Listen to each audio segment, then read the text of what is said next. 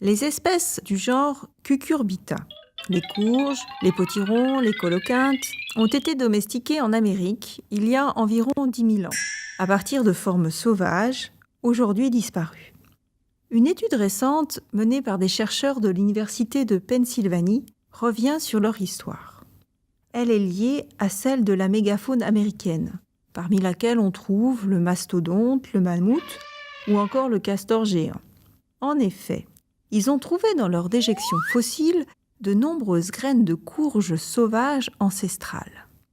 L'analyse chimique de ces graines montre qu'elles sont beaucoup plus amères et toxiques que les formes actuelles. Nous ne pourrions les consommer, pas plus que les petits mammifères qui peuplaient le continent américain à l'époque. En revanche, on a montré que les espèces de mammifères de grande taille possèdent moins de récepteurs à la mer et y sont donc moins sensibles. Ils consommaient donc les courges et disséminaient ainsi leurs graines. On peut donc raisonnablement imaginer que lorsque les grands mammifères ont disparu, il y a environ 10 000 ans, les courges sauvages, trop amères, ont elles aussi disparu, faute de trouver des animaux pour les consommer et disséminer leurs graines. Les formes actuellement cultivées ont été préservées du fait de leur domestication par les hommes, à la même époque.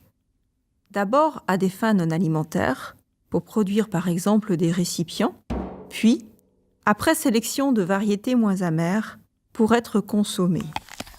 Ainsi, d'abord associée aux grands mammifères, puis aux hommes, la courge serait passée d'une dépendance à une autre.